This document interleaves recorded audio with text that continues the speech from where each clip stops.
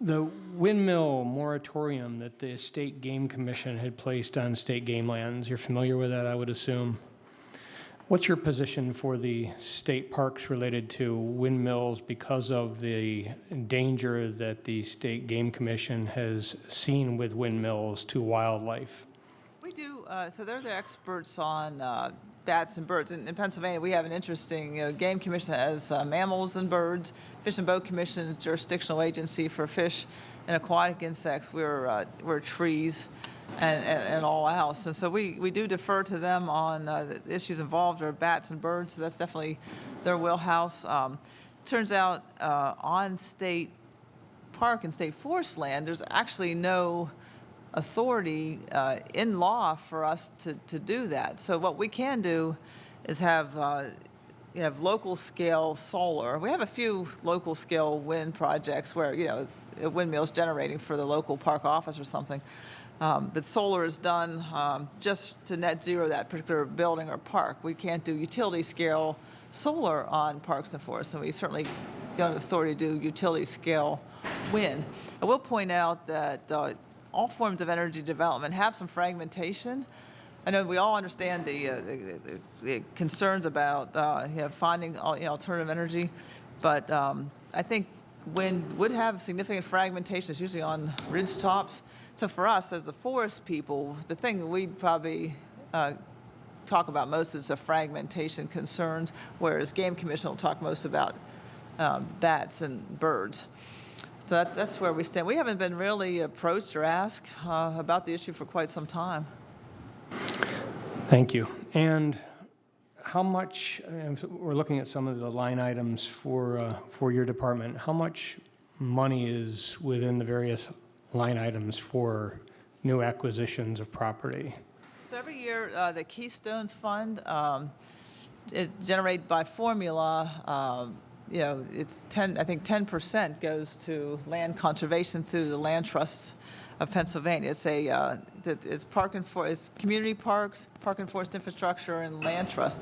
In Pennsylvania, we have 80 land trusts, private land trusts that operate across the state. There's a large demand for land conservation in many parts of the state, and it's a very sought after fund. So how much money is available for purchases of new property? It's about $10 million in that fund this year. 9 million, 10 million. It was about 12 million this year for the grants program for land trusts. And so then are there other monies in other areas of the budget for that? Yes, in the park and forest infrastructure, we can choose to purchase land directly or purchase easements on properties contiguous or supporting conservation natural resource. So with that, and the previous questions of infrastructure, like Representative Struzzi had mentioned, where the road into the park is an issue, why would we be prioritizing spending for a new property when we don't have enough funds to take care of the current properties we have? Why aren't we prioritizing so that the monies that are in the budget that we've appropriated are utilized to deal with the infrastructure problems that we currently have rather than buying new property and creating more infrastructure issues?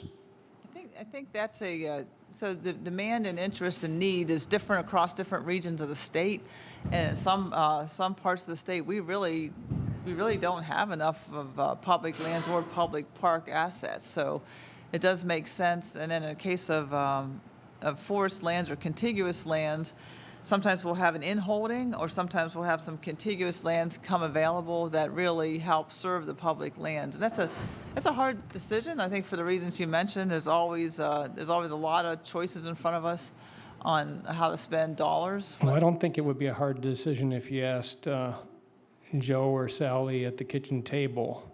If you have certain expenses in your household, that you're going to go out and make a purchase of another house when you can't actually fix the roof on your current house, or you can't pave your driveway that's falling apart. So I think it's a policy decision that should be made in prioritizing, and I think that's overall a problem that's kind of pervasive throughout this whole budget proposal.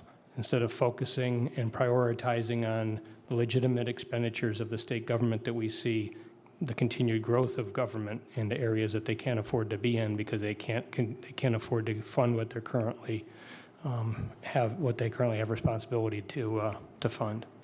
I understand your point. Thank you. Thank you, ma'am.